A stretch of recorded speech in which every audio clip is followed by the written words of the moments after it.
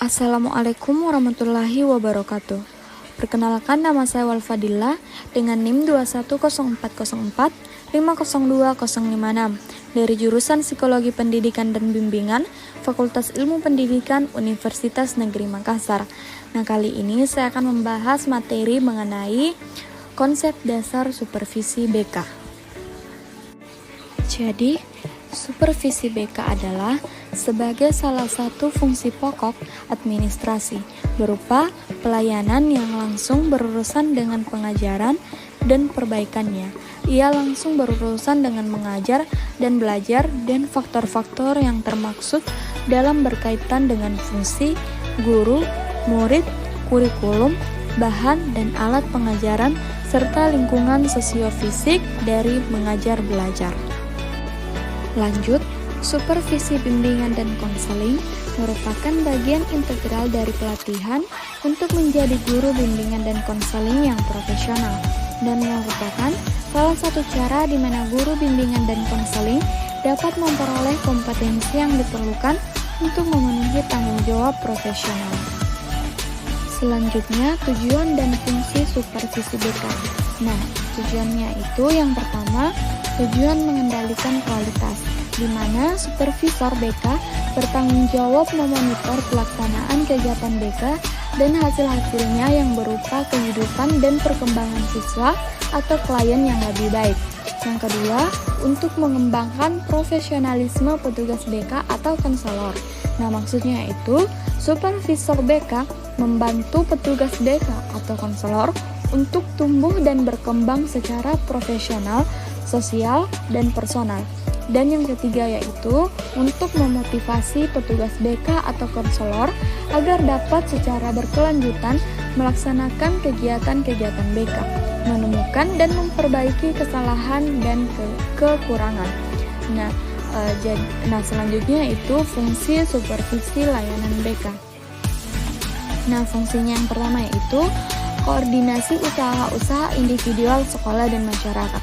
Maksudnya, usaha individual antara dua orang petugas BK atau konselor atau lebih dari sekolah yang sama, ataupun dengan petugas BK atau konselor dari sekolah lain dalam memecahkan masalah-masalah yang mereka hadapi di dalam tugas mereka secara bersama-sama membutuhkan koordinasi dari supervisor. Yang kedua, penyediaan kepemimpinan. Dan yang ketiga, peluasan pengalaman. Nah, adapun objek supervisi BK. Jadi, supervisi layanan bimbingan dan konseling adalah upaya untuk mendorong, mengkoordinasi, dan menuntun pertumbuhan petugas bimbingan dan konseling atau yang biasa disebut konselor secara berkesinambungan, baik secara individu maupun kelompok, agar lebih memahami dan lebih baik bertindak secara efektif dalam melaksanakan layanan bimbingan dan konseling. Nah, jadi banyak hal yang seharusnya menjadi tanggung jawab kepala sekolah dalam melaksanakan tugasnya sebagai seorang pemimpin di sekolah, mulai dari berperan sebagai konsultan dalam memanajemen sekolah, memberi arah pada pengembangan kurikulum, teknologi pembelajaran atau bimbingan, sampai dengan pengembangan staf. Ada kalanya juga ia berperan sebagai seorang supervisor yang melakukan pengawasan serta perbaikan dari kinerja guru hingga staf atau tenaga pendidik yang ada di sekolah, termaksud terhadap layanan bimbingan dan konseling yang dilaksanakan di sekolahnya. Selanjutnya yaitu ruang lingkup supervisi. Jadi, supervisi tertuju pada perkembangan guru-guru dan personil sekolah lainnya dalam usaha mencapai tujuan pendidikan.